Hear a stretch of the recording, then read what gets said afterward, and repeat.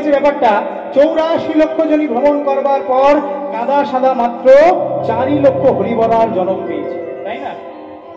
30 লক্ষ বার স্থাবর জনিতে জন্মগ্রহণ করেছি, 9 লক্ষ বার জলচর জনিতে জন্মগ্রহণ করেছি, 10 লক্ষ বার কৃমি জনিতে জন্মগ্রহণ করেছি, 11 লক্ষ বার পক্ষী জনিতে জন্মগ্রহণ করেছি, 20 লক্ষ বার পশু জনিতে জন্মগ্রহণ করেছি। তারপর এই 4 লক্ষ বার কাদা সাদা হরি বলা এই মানব জনম। এই মানব জনমটা কি করার জন্য?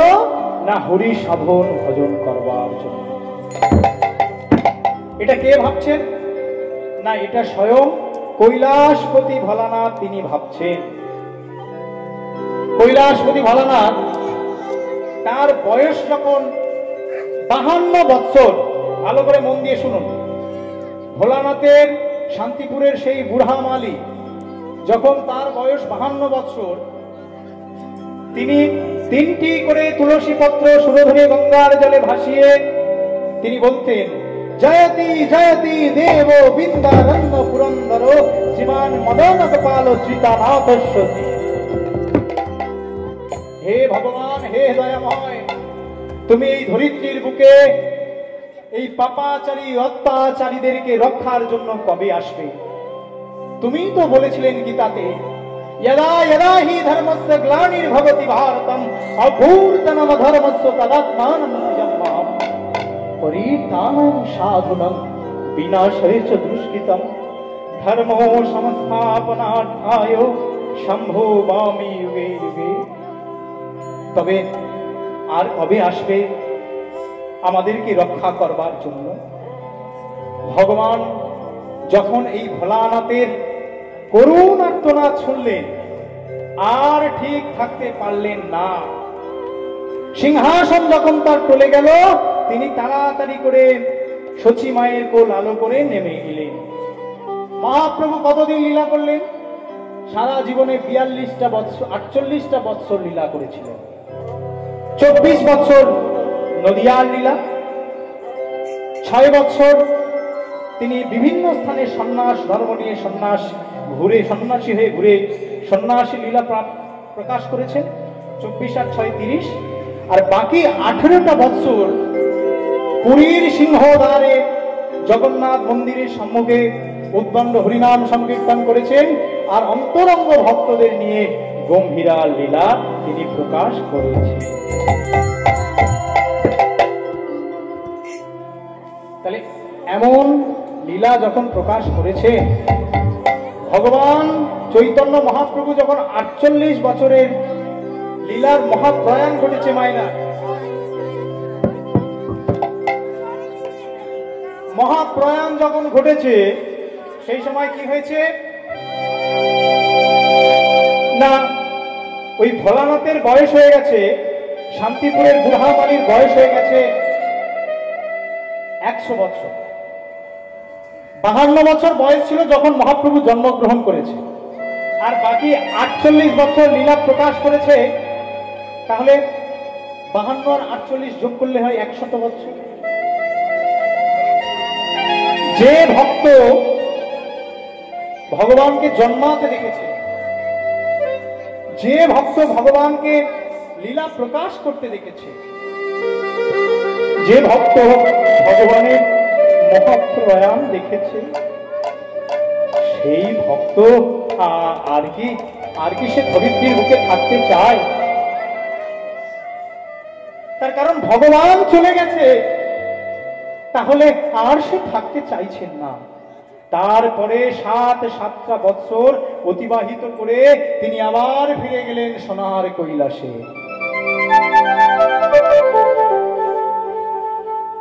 এবার দেখুন, এদিকে মর্তধামে মেদিনীপুর জেলার দারেন্দা গ্রামে এক ভক্ত ছিলেন, নাম তার কৃষ্ণ মণ্ডল। আর আপনাদের মতো তার গৃহিণী ছিল, নাম তার ধুরিকা দেবী। সংসারে 3টে সন্তান জন্মগ্রহণ করেছে। সবাই সংসারে মত্ত, সবাই সংসার করছে বাবা। আর মেদিনীপুর জেলার একটা বৈশিষ্ট্য হলো, প্রত্যেক বাড়িতে একটা চৈতন্য চরিতামৃত, না হলে একটা চৈতন্য ভাগবত থাকবে। কোনো গ্রন্থ না গ্রন্থ থাকবেই।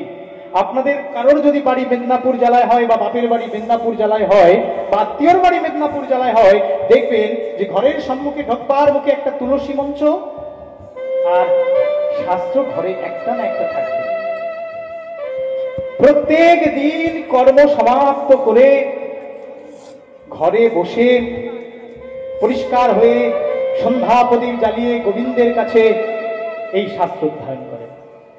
কৃষ্ণ মন্ডল চাষা ভূষা মানুষ বাবা, সারাদিন মাঠ ঘাটে অক্লান্ত পরিশ্রম করে দিনান্তে ফিরে এসে পরিষ্কার হয়ে দেবালয়ে প্রবেশ করে সেখানে সন্ধ্যা প্রদীপ জেলে চৈতন্য চরিতামৃত কোনদিন, আবার কোনদিন চৈতন্য ভাগবত আস্বাদন করেন। আর ঠিক এমন একটা সময় আষাঢ় মাস এসে হাজির, রথযাত্রা দিন শুভাগমন হয়েছে গো মায়েরা। নদিয়া জেলার পরে বর্ধমান জেলা, বর্ধমান জেলার পার হয়ে হাওড়া, হুগলি জেলা, হুগলি জেলার পরে হাওড়া জেলা, হাওড়া জেলার পরে আপনাদের মেদিনীপুর জেলা, তাই না? মেদিনীপুর পার করলেই পরে উড়িষ্যার রাজ্য। এইবার ওই দ্বারেন্দার সম্মুখ হতে গ্রামবাসী বৃন্দ এবং সকল ভক্তবৃন্দ একে একে সবাই চলে যায় কোথায়? জয় জগন্নাথ, জয় জগন্নাথ, জয় জগন্নাথ বলতে বলতে পুরীর রথযাত্রার দর্শন উদ্দেশ্যে। সকল ভক্ত বৃন্দ যখন চলে যায়, শাস্ত্র অধ্যয়ন করতে করতে মনে আশা জাগে যে তার সংসারে চলার অভাব, অনটন, দুঃখ, কষ্ট সমস্ত কিছু গিয়ে ওই জগন্নাথ দেবের চরণে নিবেদন করি। জগন্নাথ দেবের কাজ হতে একটু কৃপা প্রার্থনা করে আসে। তাই সংসারের একমাত্র গৃহিণী, অর্ধাঙ্গিনী দুরিকাকে বলেছে, দুরিকা, আমার মনে কয়েকদিন ধরে একটা প্রশ্ন জাগছে। কি প্রশ্ন? প্রশ্নটা হলো এটাই যে সবাই ওই শুভ রথযাত্রা উদ্দেশ্যে ভক্তবৃন্দ সবাই হাঁটতে হাঁটতে চলেছে, আমারও মনে স্বাদ জন্মেছে যে আমিও যাব সেই রথযাত্রায়, জগন্নাথ বলরাম সুভদ্রা দেবদেরকে দর্শন করব, আর আমাদের সংসারে চলা অভাব অনটনের কথা গিয়ে তার চরণে বর্ণনা করব, একটু কৃপা প্রার্থনা করে আসবো। বলে বেশ তো স্বামী, তুমি যাবে, তাই এতে আমার অনুমতি আছে, তুমি তাড়াতাড়ি বার হয়ে যাও। তাই কি করলেন? সকল ভক্তদের সঙ্গে ওই দারেন্দার গ্রাম হতে, তখনকার দিনে তো এখনকার মতো আধুনিকতার ছোঁয়া ছিল না, বাড়ি থেকে বার হলেই আপনারা টোটো পান, বড় রাস্তায় উঠলে বাস পান, প্রাইভেট কার পান, আবার স্টেশনে গেলে ট্রেনও পান, আবার পকেটের যদি পয়সার জোর থাকে আকাশপথে উড়ে যাওয়ার ব্যবস্থা আছে। কিন্তু তখনকার দিনে একটাই মাধ্যম ছিল, সেটা কি? পায়ে হাঁটা পথ, পদব্রজে যেতে হতো তীর্থধামে। তাই সকল ভক্তগণ জগন্নাথ দেবের জয় গুণগান করতে করতে সবাই মিলে ওই দারেন্দা গ্রাম হতে উদ্দেশ্য দিলেন কোথায়? না সেই উড়িষ্যা রাজ্যের পুরীর জগন্নাথ ধাম দর্শনের উদ্দেশ্যে। কি বলছে? জয় জয় জগন্নাথ শিশচিনন্দন, জয় জয় জগন্নাথ, ঘরে ঘরে সেবা দিয়ে জয় জয় জগন্নাথ শিশচিনন্দন, জয় জয় জগন্নাথ শিশচিনন্দন, ত্রিভুবনে করে যার চরণ বন্দন, ত্রিভুবনে করিবার কেহ বলে পুরা কালে রাবণ বধিলা, কেহ বলে পুরা কালে রাবণ দিলা, আরে কেহ বলে পুরা কালে রাবণ বধিলা, কেহ বলে পুরা কালে রাবণ বধিলা, আবার গোলকের বৈভব লীলা প্রকাশ করিলা, গোলকের বৈভব লীলা প্রকাশ করিলা, গোলকের বৈভব লীলা প্রকাশ করিলা, ও গোলকের বৈভব লীলা প্রকাশ করিলা। আর কি বলছে? শিরাধারে ভাবে এবে গোড়াই অবতার, শিরাধারে ভাবে এবে গোড়াই অবতার, শিরাধারে ভাবে এবে গোড়াই অবতার, ও গো শিরাধারে ভাবে এবে গোড়াই অবতার। হরে কৃষ্ণ নাম গৌরী করিলা প্রচার, হরে কৃষ্ণ নাম গৌরী করিলা প্রচার, হরে কৃষ্ণ নাম গৌরী করিলা প্রচার, হরে কৃষ্ণ নাম গৌরী করিলা প্রচার। সবাই মিলে করজোড় করুন। যিনি লিখেছিলেন পদ তিনি বলছেন, বাসুদেব করে কহি করে জড়হাত, বাসুদেব করে কহে করি জড়হাত, বলো বাসুদেব বসে কহে করি জড়হাত, বাসুদেব বসে কহে করি জড়হাত। আবার যেই গৌর সেই কৃষ্ণ সেই জগন্নাথ, ওগো যেই গৌর সেই কৃষ্ণ সেই জগন্নাথ, ওগো যেই গৌর সেই কৃষ্ণ সেই জগন্নাথ, ওগো যেই গৌর সেই बोलिए जगन्नाथ धाम की जय, जगन्नाथ देव की जय, सुभद्रा की जय, बलदेव की जय। ওরে বাবা রে বাবা, আমি যার সাথে এসেছিলাম সে কোথায় গেল? আরে আমাদের পাড়ের সেই রহিম দাদা, আরে আমাদের সেই তপনের বাবা, আমাদের সোনালীর মা কোথায় গেল? এ বাবা, হবে না তো? এমনি সময় যদি জগন্নাথ ধাম দর্শনে যান, কত ভিড়, হাজার হাজার মানুষ। আর শুভ তিথিতে রথ উৎসবের সময় লক্ষ লক্ষ কোটি কোটি মানুষের সমাগম। সেখানে গিয়ে হারিয়ে ফেলেছে, আর খুঁজে পাচ্ছে না, যে কে কোথায় গেছে কেউ খুঁজে পাচ্ছে না। তাই দাঁড়িয়ে দাঁড়িয়ে বলছে, আমার সঙ্গে যারা এসেছে তাদের না খুঁজে পাই পাক, যার জন্য এসেছি তাকে তো আমি দেখতে পাচ্ছি। দূর থেকে দেখতে পাচ্ছে যে তিনটে রথ পর পর সজ্জিত করা হয়েছে। একটাতে জগন্নাথ দেব, একটাতে সুভদ্রা মাই, আর একটাতে হচ্ছে বলরাম। তিনটে রথ আলাদা আলাদা সজ্জিত হয়েছে, পুরী ধাম থেকে গুন্ডিচার মন্দিরের উদ্দেশ্যে চালনা করা হবে। এবার ওখান থেকে দাঁড়িয়ে বলছে, ও হে জগন্নাথ,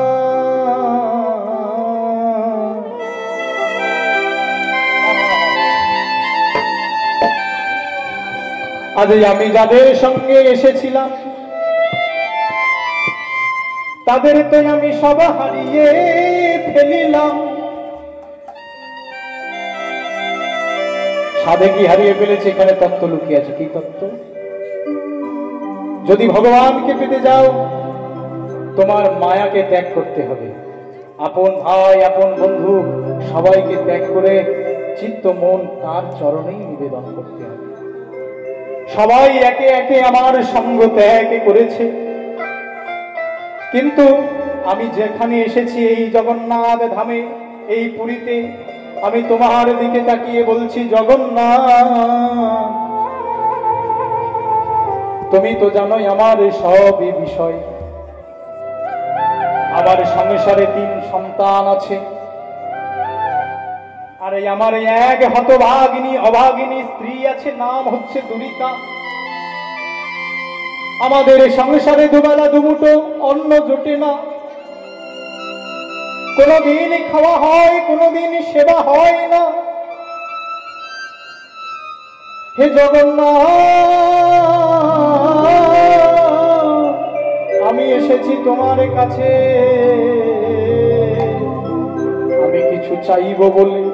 কি চাইব? না সংসারের সুখ, স্বাচ্ছন্দ্য, সমৃদ্ধি, সংসারটা যাতে ভালো চলে। কিন্তু এ কি হলো আমার? তোমার সম্মুখে এসে তোমার দর্শন পেয়ে আমি যা চাইতে এলাম, আমার তো সব বিস্মরণ হয়ে গেল। আমি তো কিছুই চাইতে পারছি না। এই যে শাস্ত্রে বলেছেন, ভক্ত যদি কায় মনে কোনো বাঞ্ছা করে, ভগবানের সাধ্য নাই সেই বাঞ্ছা নাই পুরে বাবা। কিন্তু ভক্তের বাসনাটা ভক্তের মতো হওয়া চাই। ভক্ত যদি চায়, আমার 2 তলা বাড়ি আছে আরেক তলা করে দাও, একটা গাড়ি আছে আরো 2টো গাড়ি বাড়িয়ে দাও, ছেলেটা ভালো অফিসার হয়েছে কিন্তু গ্রাজুয়েট অফিসার বানিয়ে দাও, মেয়েটাকে ভালো ঘরে সম্বন্ধ করে দাও, ব্যবসা একটা আছে, আরো যেন ব্যবসা করতে পারি, লক্ষ টাকার মালিক আমি যেন কোটিপতি হয়ে যেতে পারি। ভক্তের বাসনা যদি এইরকম হয়, তাহলে ভগবান কি পূরণ করতে পারে? ভগবান করে পাওয়ারই নাম হচ্ছে কৃপা। তার কাছে চাইতে হবে না, তিনি এমনিতেই ভক্তের জন্য কৃপা করে দেবেন। ঠিক কেমন হয়েছে জানেন? স্বামী বিবেকানন্দ, যিনি শিকাগো ধর্ম সম্মেলনে গীতাকে রেখে হিন্দু সনাতন ধর্মকে সর্বজগতের শ্রেষ্ঠ ধর্ম বলে প্রতিষ্ঠা করেছিলেন। কিভাবে? বড় বড় পণ্ডিতরা, বিদেশিরা, সাহেবরা, তারা তাদের বড় বড় গ্রন্থটা, মোটা মোটা গ্রন্থটা একটা টেবিলে রেখেছে, আর তাদের উপরে যখন ছোট্ট গীতাটা রেখেছে আমাদের নরেন বা স্বামী বিবেকানন্দ, তখন তারা তুচ্ছ মনে করে এই কোন ধর্ম, এইটুকু একটা ছোট্ট ছোটি বই। তাই কি করলো না, সেই গীতাটাকে সকল গ্রন্থের তলায় রেখে দিল। সবাই বক্তৃতা দিচ্ছে গো মায়েরা, কিন্তু আমার স্বামী বিবেকানন্দ সেই ছোট্ট গীতাটাকে যখন দাম দিয়েছে, সমস্ত মোটা মোটা গ্রন্থগুলো হুড়মুড়িয়ে পড়ে গেছে।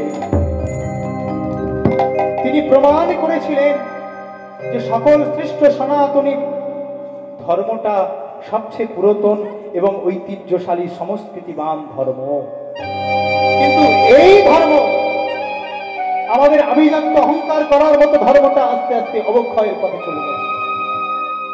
পাশ্চাত্যের সংস্কৃতিটা আমরা ধীরে ধীরে নিতে নিতে নিতে নিতে আমাদের সনাতনী সাংস্কৃতিক আচার বিচার সকল কিছু ভুলতে বসেছি। আজকের কটা মা, আধুনিক মান যারা বিয়ে হয়ে আসছে, অল্প বয়সী নারীরা, পুরুষেরা, কটা আমাদের আধ্যাত্মিক সংস্কৃতি নিয়ে আলোচনা করে? কজন পড়াশোনা করে?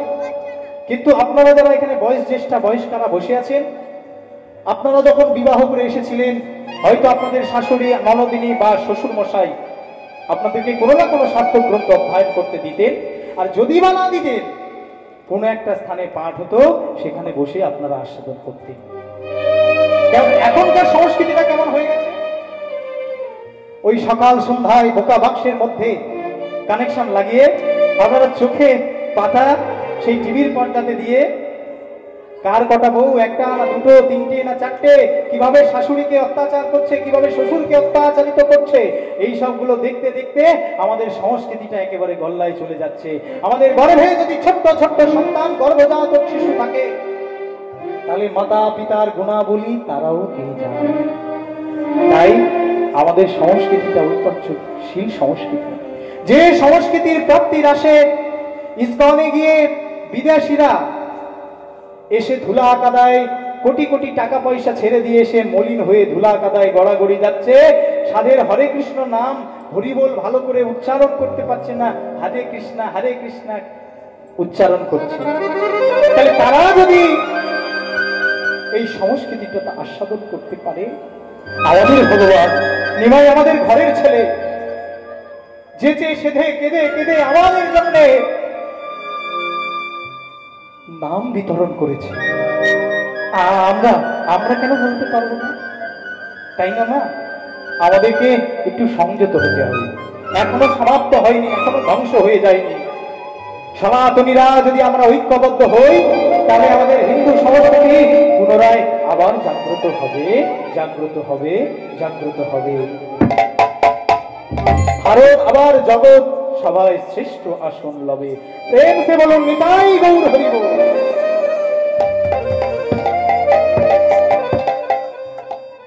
ঠিক স্বামী বিবেকানন্দের সঙ্গে ঠাকুর রামকৃষ্ণ পরমহংসদেবের যখনই পরিচয় হয়েছিল মায়েরা, সেই সময় স্বামী বিবেকানন্দের বাবা প্রখ্যাত ব্যারিস্টার ছিলেন, কিন্তু কেউ কেউ দেখবেন বড়লোক হয়েছে, কিন্তু এক পয়সা দান ধ্যান করতে চায় না।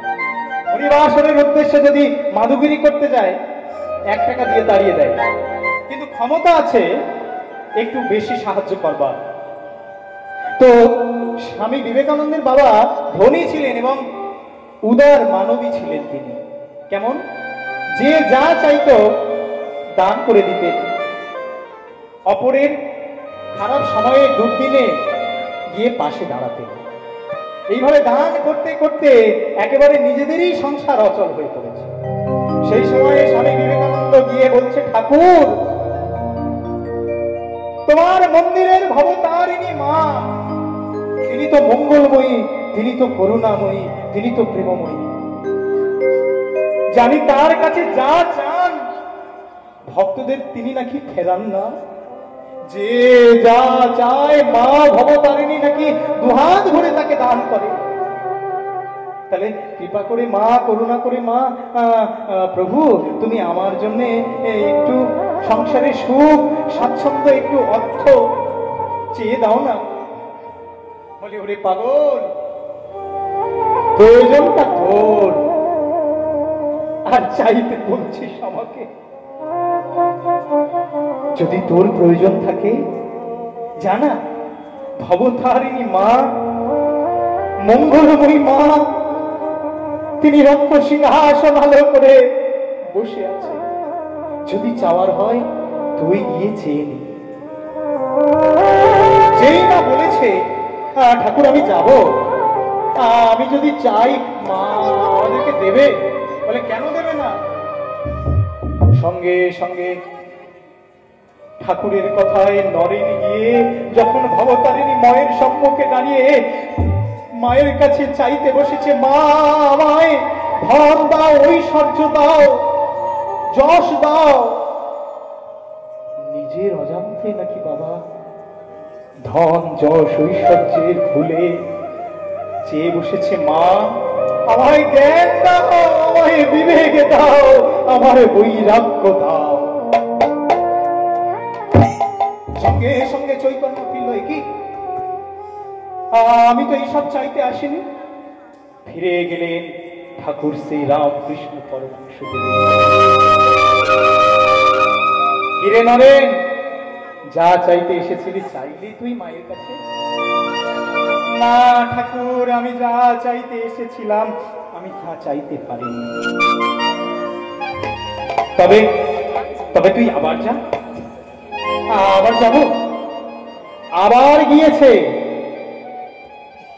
পুনরায় ধন, যশ, ঐশ্বর্য চাওয়ার পরিবর্তে আবার বলেছে, ঠাকুর আমাকে জ্ঞান দাও, বিবেক দাও, বৈরাগ্য দাও। তিনবারের মাথায় আর পারলেন না, ঠাকুরের কাছে ফিরে এসেছে।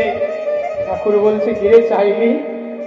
যা চাইতে এসেছিলাম তা আমি চাইতে পারলাম না, তবে যেটা চেয়েছিস সেটা হৃদয়ে ধরে রাখ, তোর মঙ্গল হবে। প্রেম সে বলে ধ্বনি হরি বল। তাহলে দেখুন, ভক্তজনের বাসনা কিন্তু ভক্তের মতো হয়। তাহলে এখানে এসেছিল কে? কৃষ্ণমণ্ডল কি চাইতে? সংসারের সুখ সমৃদ্ধি চাওয়ার জন্য। কিন্তু এখানে এসে জগন্নাথের দর্শন করে সকল কিছু ভুলে গেলেন। তাই বলছে জগন্নাথ, আমি যা চাইতে এসেছিলাম সব তো ভুলে গেলাম, তবে আমি তোমার কাছে কিছু না কিছু চেয়ে নিয়ে যাবই যাবই যাব। তাই বলছে, ওহে রাধা মাধব, ওহে মাধব, বহুত মিনতি করুত, আজ আমি ভক্ত হয়ে তোমার চরণে মিনতি করছি। দেহি তুলসী তিল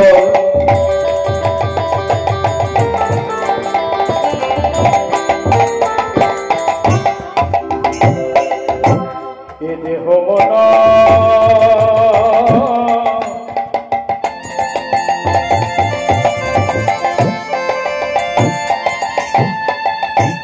সমর্পিত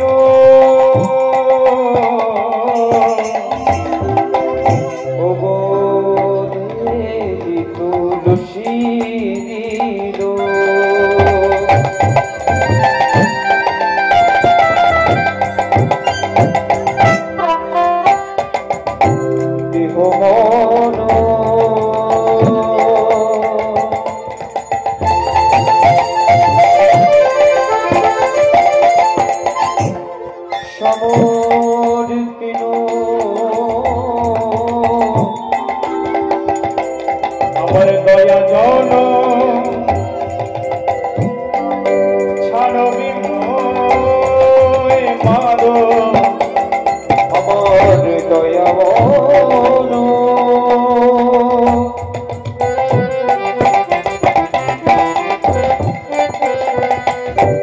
ছাড়হি মন মাধব, দয়া জন ছাড়বি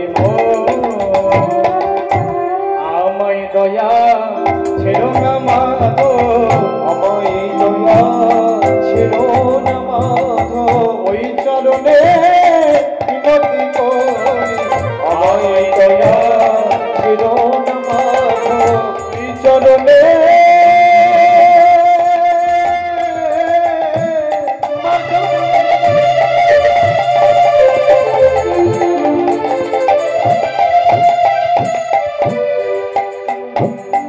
মিনতি করি আমায় দয়া ছেড়ো না মাধব, আমি ওই চরণে মিনতি করি, ওগো আমায় তুমি ছেড়ো না মাধব।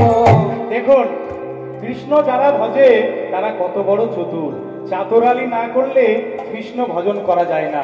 ওই যে বলছে তিল তুলসী দিয়ে দেহ মন প্রাণ সব আমি নিবেদন করলাম। এই যে মায়েরা শুনুন, তা আমি তোমার চরণে আমার সবকিছু সঁপে দিলাম, তুমি আমায় কৃপা করো।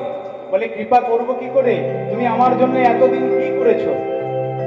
আমি তো জানি না তুমি কি পাপ করেছো আর তুমি কি পুণ্য করেছো, তোমার কি গুণ আছে আর কি অবগুণ আছে। তখন ভক্ত বলছে যদি গণইতে দোষ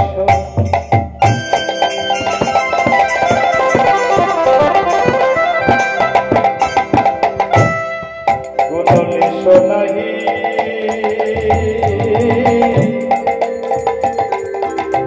পায়বে মাধব।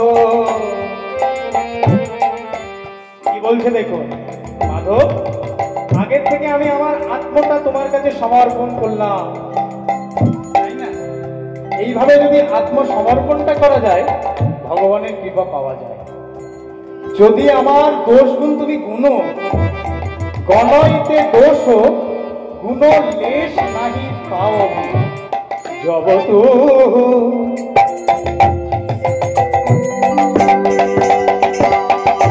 আমার মাধব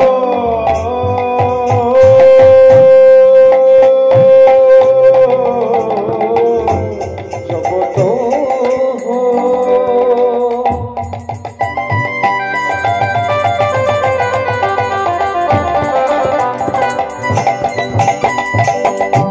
করবি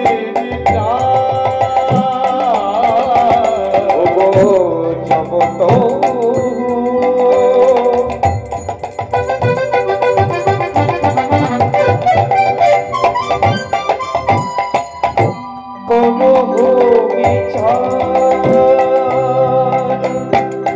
আমার দোষে ছাড়া কিছু গুণী পাবে না, ও দোষে ছাড়া কিছু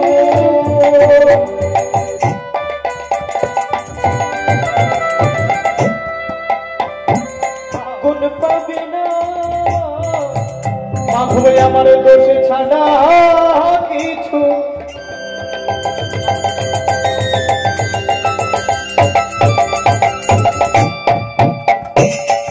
গুণী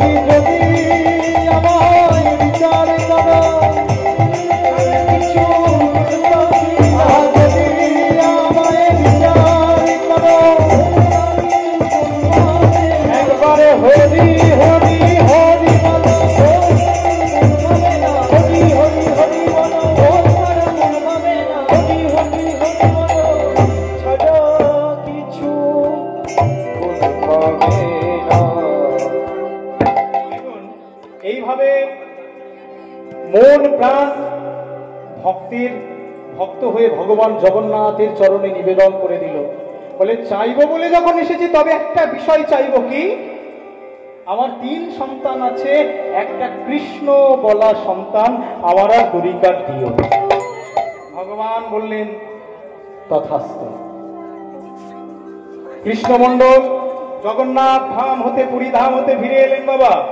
এবার ফিরে এসে যখন গৃহের মধ্যে প্রবেশ করেছে, তখন দ্বারিকা দেবী বলছে, ওগো স্বামী, জগন্নাথ দর্শন হলো? কেমন হলো? তখন বলছে, স্বামী আর স্ত্রী, ওগো দ্বারিকা, আমি খুব সুন্দর জগন্নাথ মাধুর্য দর্শন করেছি, কিন্তু এ তো যেটা নয়নে দেখেছি সেটা মুখে তো বর্ণনা করা সম্ভব নয়, আমি বলতে পারবো না। তাহলে তবে আমি একটা বিষয়ে চেয়ে এসেছি, সেটা কি জানো? তোমার আর আমার জন্য যেন একটা কৃষ্ণ বলা একটা সন্তান জন্মগ্রহণ করে। বলে এই তো সংসারের জন্য উত্তম তুমি চেয়েছো, যদি কোনো বংশে একটা কৃষ্ণ সন্তান, কৃষ্ণ ভক্ত সন্তান জন্মগ্রহণ করে বাবা, তাহলে কি হয় না, সেই সংসারে 14 পুরুষের উদ্ধার হয়ে যায়। এই যে আপনারা এই 1টা-1.5টার সময়ে রাত্রি জাগরণ করে বসে আছেন, গভীর রাত্রে কৃষ্ণ নাম আস্বাদন করছেন, আপনাকে কৃষ্ণ অনুরাগী বলে পূর্বজন্মের স্বীকৃতি ছিল, সে কারণে আজকের রাজা সুখদেব গোস্বামীর আসনে দাঁড়িয়ে হরিকথা আমি বর্ণনা করছি, আর আপনারা রাজা পরীক্ষিতের আসনে বসে হরিকথা আস্বাদন করছেন। পুরোটাই পূর্বজন্মের স্বীকৃতি ছাড়া সম্ভব নয়। তাহলে দেখুন, কৃষ্ণ ভক্ত সন্তান যদি জন্মগ্রহণ করে, তাহলে একটা বংশের 14 পুরুষের উদ্ধার হয়ে যায়। দেখতে দেখতে দেখতে 10 মাস 10 দিন পরে দ্বারিকার কোল আলো করে একটা পুত্র সন্তান জন্মগ্রহণ করেছে। আরে পুত্র সন্তান যদি জন্মগ্রহণ করে, তাহলে একটু আনন্দের সীমা, আনন্দ বয়ে যায় তো সংসারে, সদস্যবন্ধের মধ্যে। মায়েরা উলুধ্বনি করো। আহা তারের নাথে জন্ম নিল শ্রীদক্ষী মণ্ডল, তারে তারে জন্ম নিল শ্রীদক্ষী মণ্ডল, তারের নাথে জন্ম নিল শ্রীদক্ষী মণ্ডল, তারের নাথে জন্ম নিল শ্রীদক্ষী মণ্ডল, তাদের কাছে জন্ম নিল শ্রীদক্ষী মণ্ডল। মাতা দুহিকা পিতা কৃষ্ণ মণ্ডল, মাতা দুহিকা পিতা কৃষ্ণ মণ্ডল। পুত্রবদন হেরি তাদের আরানন্দ ধরে, পুত্রবদন যদি দেখেন আপনারা, সন্তান হলে পরে নারী জনম সার্থকতা পাওয়া যায়। তাহলে নারীদের যদি সন্তান হয়, পরিবারের সবাই যদি পুত্রবদন দেখে, আনন্দের সীমা থাকে না। তাই বলছে পুত্রবদন হেরি তাদের আনন্দ ধরে, পুত্রবদন হেরি তাদের আনন্দ ধরে, পুত্রবদন হেরি তাদের আনন্দ ধরে, পুত্রবদন হেরি তাদের আনন্দ ধরে। বারাপতি এই যে কৃষ্ণমণ্ডলের চওড়া কপাল, চওড়া লোকে 4 ইঞ্চি 4 আঙুলের চওড়া কপাল হয়তো মনে হয়, কৃষ্ণমণ্ডলের 8 আঙুল চওড়া কপাল। কেন? বলে লোকের একটা ছেলে হয়, 2টো ছেলে হয়, ওর পরপর 3টে ছেলে, তারপরে আবার এক ছেলে, 4র্থ ছেলে। তাই সবাই চল একবার গিয়ে দেখে আসি। সবাই মিলে কি করতে করতে যাচ্ছে, আরে পাড়াপতি সবাই মিলে উলুধ্বনি করে, পাড়াপতি সবাই মিলে উলুধ্বনি করে, পাড়াপতি সবাই মিলে উলুধ্বনি করে, পাড়াপতি সবাই মিলে উলুধ্বনি করে। আর আনন্দ ধরে না, আর আনন্দ ধরে না, আর আনন্দ ধরে না, আর আনন্দ ধরে না। পুত্রবদন দর্শন করে আর আনন্দ ধরে না, পুত্রবদন দর্শন করে নিরানন্দ দূরে গেল, আনন্দ দূরে গেল, নিরানন্দ দূরে গেল,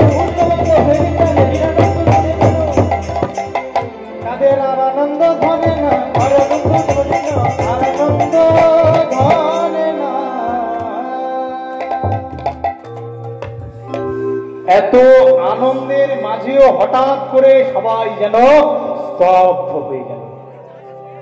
কেন এত আনন্দ খুশির মধ্যে হঠাৎ করে সবাই চুপ হয়ে গেল কেন? ছেলেটাকে সুতিকা গৃহে ধাত্রী কোলে নিয়েছে।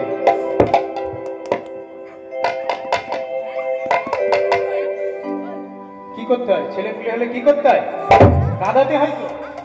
যিনি ধাত্রী আছেন সুতিকা গৃহে ছেলেটাকে ভালো করে চাপড়াচ্ছে, কিন্তু কোনো কিছুতেই কাঁদছেন না। হায় হায় হায় হায় হায় রে, ছেলে হলো বটে চতুর্থ ছেলে, মনে হয় এই ছেলে বোবা হয়েছে। ছেলেকে কাঁদে, কাঁদছে না কেন রে? সবাই পাড়া প্রতিবেশী যারা দিদা ঠাকুমারা আছেন তারা কি বলছেন? অনেক জ্ঞানী, কারণ সম্মুখে অনেকের ছেলে হতে দেখেছে, অনেকে হাসতে দেখেছে, আবার অনেককে কাঁদতে দেখেছে। ওরে ওরে দুরিতা, এখনো সময় আছে, ঘরে মধু আছে, একটু মধু এনে তোর সন্তানের বদনে দে। হায় রে হতভাগা কপাল আমার, ওগো বিধি, এমন করে কেন আমার জন্ম দিলে? আমার ঘরে দিন আনা দিন খাওয়া, ঘরে এক বিন্দু মধু নাই, যেটি আমি আমার এই নবজাত সন্তানের বদনে তুলে দেব। দুরিতা কাঁদতে কাঁদতে বলছে, ওগো স্বামী, যাও না পাড়া প্রতিবেশীদের কাজ হতে গিয়ে একটু মধু এনে আমার সন্তানের বদনে দাও না। ওগো দুরিতা, কেঁদো না, কেঁদো না, আমি আমার সন্তানের বদনে এখনই মধু দেব। তবে তবে এ যাতা মধু নয়, এই পার্থিব জগতের সন্তান সন্ততি এখনো পর্যন্ত এই মধুর আস্বাদন নিতে পারেনি। এ মধু কি জানো? সঙ্গে সঙ্গে শ্রবণে উলুধ্বনি মায়না,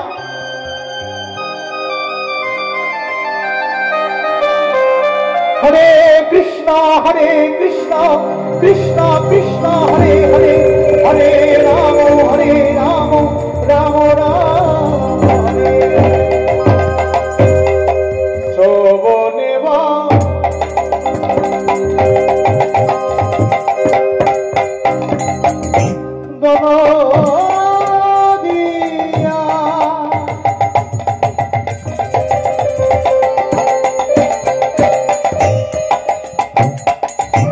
কৃষ্ণ নাম দিলা,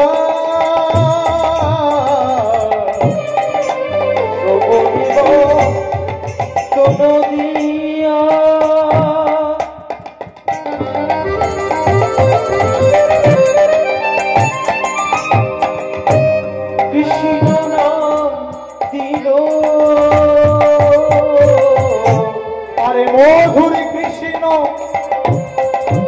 নাম শুনে শিশু কাঁদিয়া উঠিল। মধুর কৃষ্ণ নাম শুনে কাঁদিতে লাগিল। আরে মধুর কৃষ্ণ নাম শুনে শিশু কাঁদিয়া উঠিল। ওই মধুর কৃষ্ণ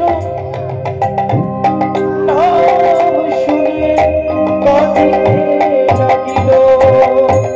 অমনি শিশু কাঁদিল গো, অমনি শিশু কাঁদিল গো।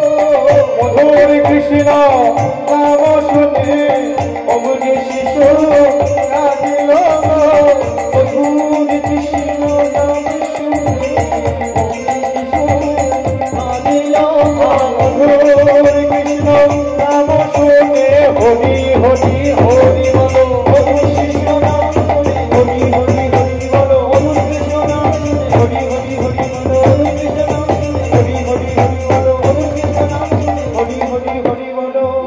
অমনি শিশু কাঁদিল গো। শিশুপুত্র, এই তো আমার শিশুপুত্র কেঁদেছে। সঙ্গে সঙ্গে দুরিকা দেবী ছোট্ট শিশুকে রক্ষে নিলেন। কিন্তু শিশু কাঁদলো, একটা জিনিস বাকি রয়ে গেল, কি বলুন তো মাইনা? ছেলের নামকরণ করতে হবে। সংসারে দিন আনে দিন খায়, হ্যাঁ, এটা আনে তো ওটা থাকে না। তাহলে এই দুঃখের সময় যখন জন্মগ্রহণ করেছে, এই যে কৃষ্ণমণ্ডল, দুঃখের সময় তোমার ছেলে জন্মগ্রহণ করেছে, নাম রাখো এই ছেলের দুঃখী। নাম রাখা হলো কি দুঃখী। এবার এই ছোট্ট দুঃখী কি করে দেখুন, 1 বছর 2 বছর 3 বছর 4 বছর করে 5 বছরে পদার্পণ করেছে।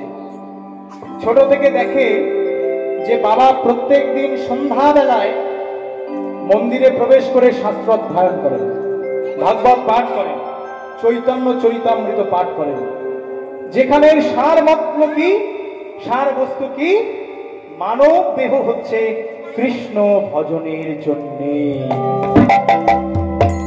তাহলে কি করলো?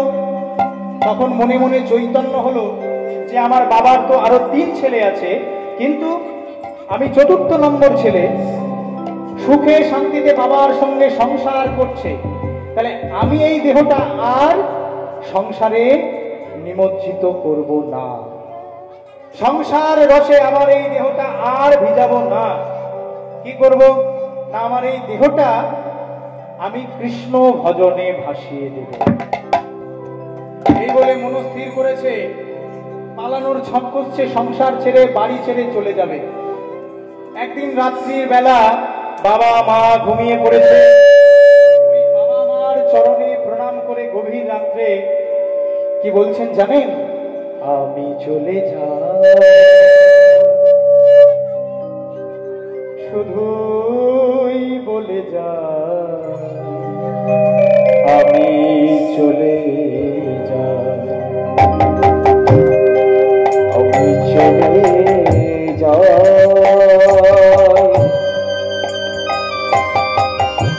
জন্মভূমি বিদায়, আমি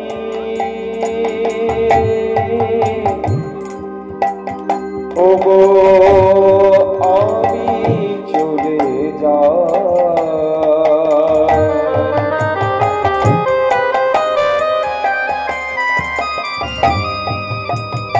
ওগো আমি চলে যাই, আমি চলে যাই, আমি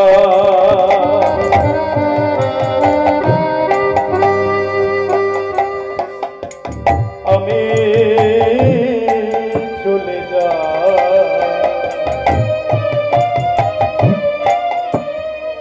আমি চলে যাই, ওগো আমি চলে যাই, গর্বে ধারিণী মা, জনক দুঃখিনী মা, আমি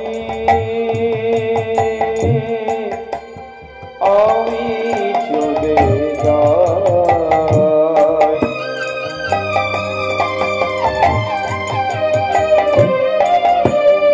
আমি চলে যাই, বিদায় জননী ও জন্মভূমি,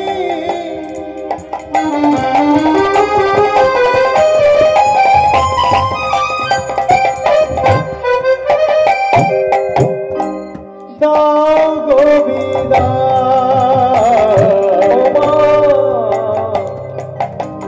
জননী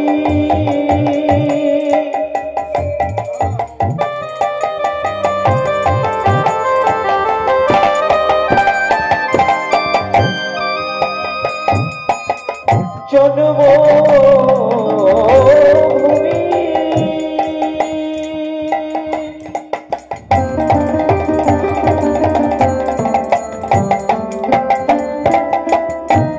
দাও গো বিদায়, আমি চলে যাই, আমি চলে যাই, আমি চলে যাই, আমি চলে যাই।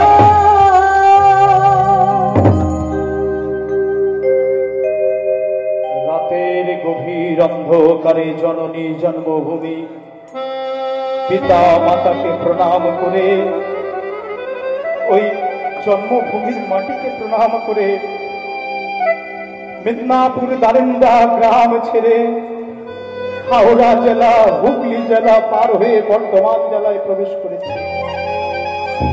বর্ধমান জেলাতে প্রবেশ করে যাকে পাচ্ছে তাকে জিজ্ঞাসা করছে, ও গো দাদা, ও গো দিদি, বলতে পারো আর কত দূরে নদিয়া নবদ্বীপ ধাম? একে একে সবাইকে জিজ্ঞেস করেছে, কিন্তু ওই ছোট্ট ছেলের অনুরাগকে কেউ বুঝতে পারেনি। সবাই বলছে, হ্যাঁ হতচ্ছাড়া ভিক্ষুকে, ভিক্ষা ভিত্তি করতে এসেছিস আর ভিক্ষা ভিত্তি করতে এসেছিস আর আর বলছিস যে নদিয়া নবদ্বীপ ধাম কত দূর? বল না যে ভিক্ষা লাগবে, তাহলে আমরা যত ভক্তবৃন্দ এখানে আছি সবাই মিলে ভিক্ষা দিয়ে দেব। বলে, ও দাদু, এই কথাটা ঠিক আপনার মতো একজন বয়স্ক মানুষ বলেছে। বলে, ও দাদু, তুমি ঠিক বলেছো, আমি ভিক্ষা দিই, আমি ভিক্ষা করতেই এসেছি। তবে শোনো, আমি যে সে ভিখারি নই গো। আমি কোন ভিখারি জানো?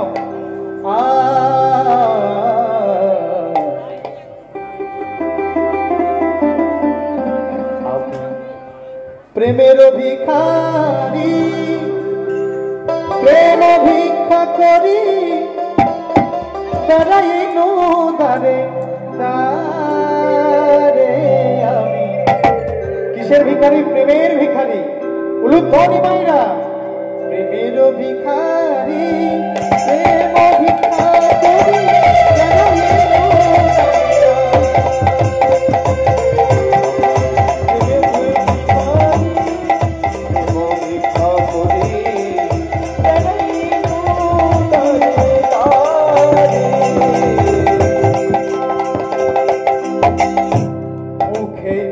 হরি হরি বলে দুটি বাহু তুলে, হরি হরি বলে দুটি বাহু তুলে, হরি হরি বলে দুটি বাহু তুলে, হরি হরি বলে দুটি বাহু তুলে, প্রেম ভিক্ষা দাও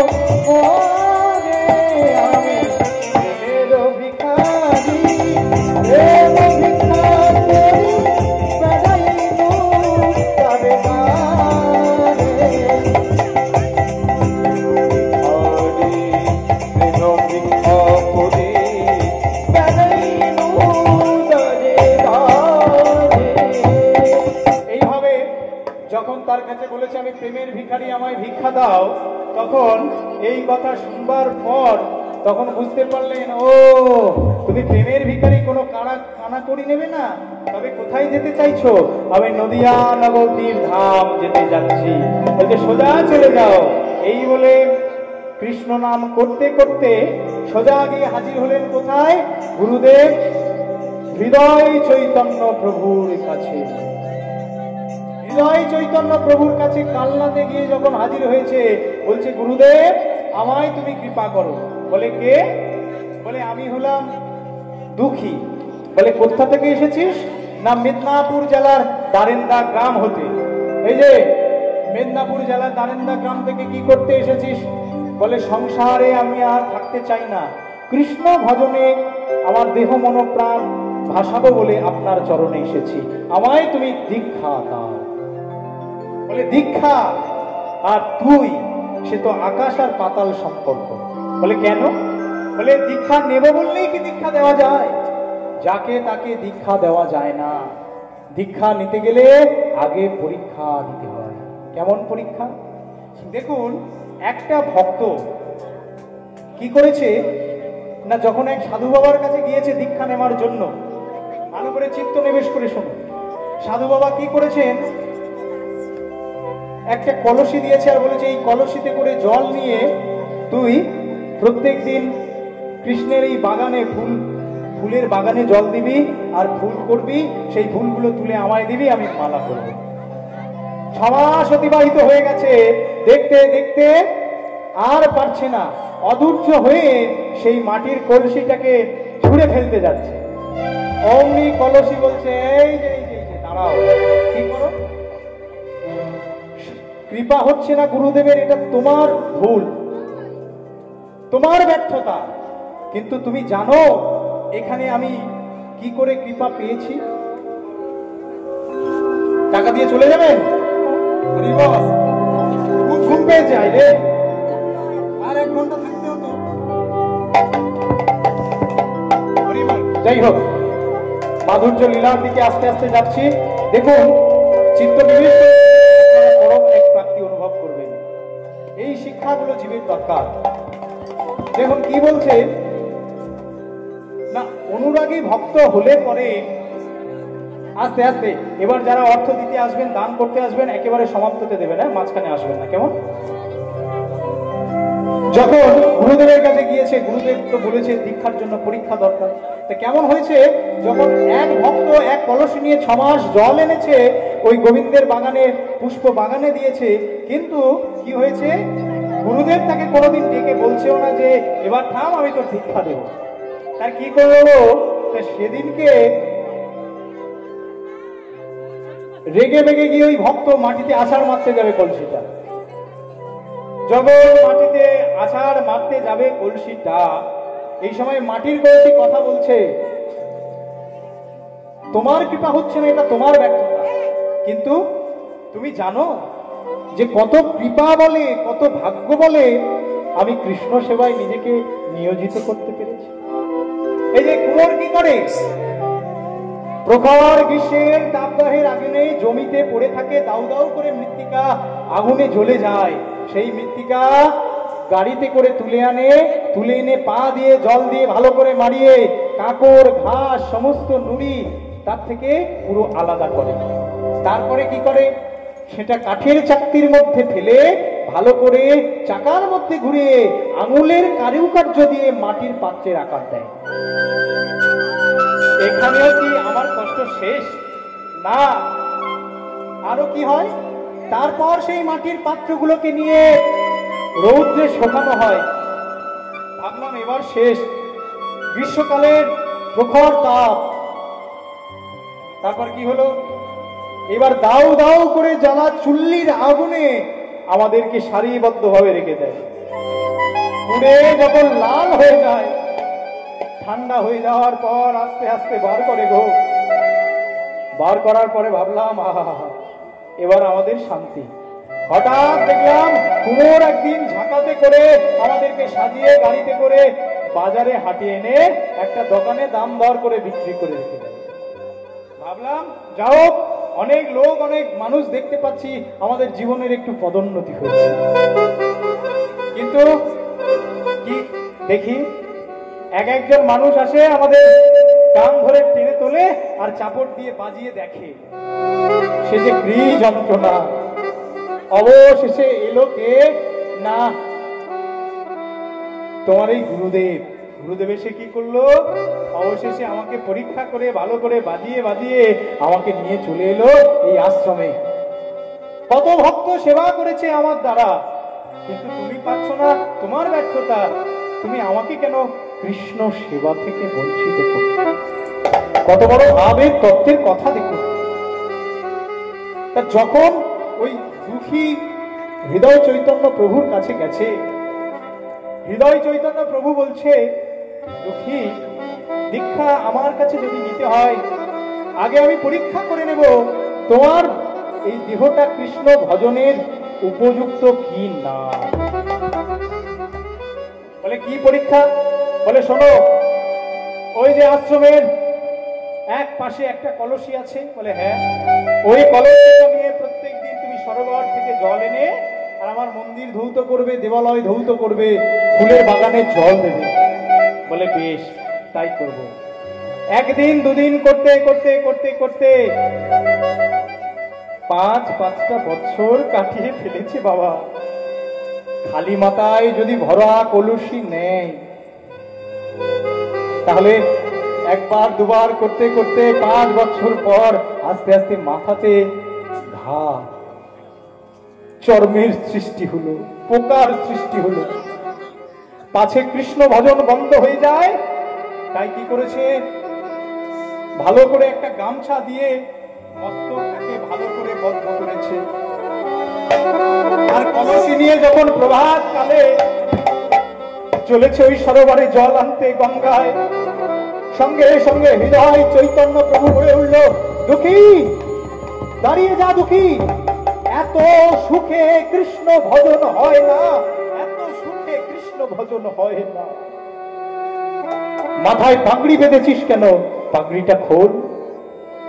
গুরুদেব যতই বলে পাগড়িটা খোল, পাগড়িটা খোল, পাগড়িটা খোল, তো পাগড়ি খুললে তো ওই ঘা পুজ রক্ত পোকা সব ঝরে ঝরে পড়বে।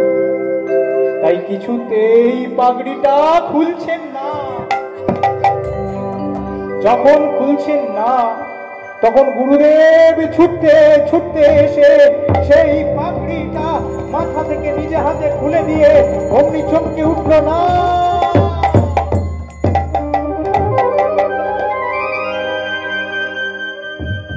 একই দেখছি আমি, একই দেখছি। ওরে দুঃখী, তুই আমাকে একবার বলতে পারলি না? ওরে নিজের মাতা পিতাকে ছেড়ে তুই আমার কাছে এসেছিস। এখন তোর ভালো তোর মন্দ সকল দেখবার দায়িত্ব তো আমার। আমাকে একবার বললি, আমি তো ডাক্তার ডেকে এনে চিকিৎসা করাতাম। খালি মাথায় ভরা কলসি বইতে বইতে তোর মাথাতে যে ঘা পুজ পোকার সৃষ্টি হয়েছে। ওরে তুই যে এমন ভাবে থাকলে আর দুদিন পরে যে মারা যাবি রে দুঃখী। শান্তি পাবো, কৃষ্ণ ভজন করতে করতে আমি মারা যাবো, আমি শান্তি পাবো। বলে ওরে তুই তো কৃষ্ণ প্রেম নিয়ে জন্মেছিস, এত বড় প্রেম, এত বড় অনুরাগ, আমায় কেন বলিসনি তুই? যদি বলতাম গুরুদেব, তুমি তো আমায় জল আনা বন্ধ করে দিতে, আমাকে তো তুমি বিশ্রামে রাখতে, ততদিন তো আমি কৃষ্ণ ভজনে লাগতে পারতাম না। তাই আমি তোমায় বলিনি, তাই আমি কৃষ্ণ ভজন থেকে বঞ্চিত হইতে চাইনি। মানব দেহ যে কৃষ্ণ ভজনের জন্য এত বড় অনুরাগ তো।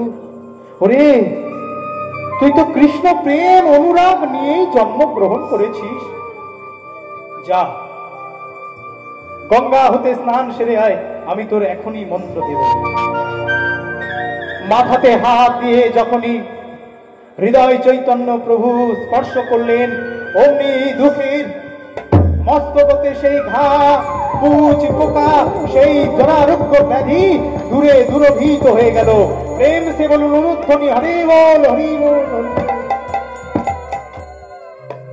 তাহলে গঙ্গা হতে স্নান সেরে এলো, দক্ষিণ কন্ঠে নিয়ে কৃষ্ণ পাওয়ার মন্ত্র বলে দিল আর বলল, আজ থেকে তোর নাম দিলাম কৃষ্ণ দাস। তাহলে হৃদয় চৈতন্য প্রভু তার নাম কি দিল দীক্ষার পরে? কৃষ্ণ দাস। তাহলে দুটো নাম একত্রিত হয়ে কি হলো? বাবা মায়ের কি নাম? বাবা মা আপনারা সবাই একটু আগে বসে কি নাম দিয়েছিলেন ছেলেটাকে? দুঃখী। আর গুরুদেব হৃদয় চৈতন্য প্রভুপাদ কি নাম দিলেন? কৃষ্ণ দাস। দুয়ে মিলে হলো দুঃখী কৃষ্ণ দাস। বলে দিল এই নদিয়া নবদ্বীপ ধামে আর থাকা যাবে না, এবার তোর মন নিয়ে তুই চলে যা জীব গোস্বামী প্রাদের কাছে, সেখানে গিয়ে তুই রাধা ভজনের অধিকার ছিনিয়ে নে। সেখান থেকে আজকের গুরুদেবকে প্রণাম করে বৃন্দাবনের জয় গুণগান দিতে দিতে সবাই মিলে দুঃখী কৃষ্ণ দাসের অনুগত্য নিয়ে আমরা কি বৃন্দাবনে যেতে পারবো? কারা কারা পারবো না একটু হাত তুলুন। বাবারে সব সচেতন, ব্রহ্ম নয় কারোর পাইনি। এবার কারা কারা দুঃখী কৃষ্ণ দাসের অনুগত্য নিয়ে মন রূপী গাড়িতে চলে বৃন্দাবনে যেতে পারবেন? হাত তুলুন। বৃন্দাবনে যেতে গেলে কি বলতে হবে বলুন তো? রাধা রানী কি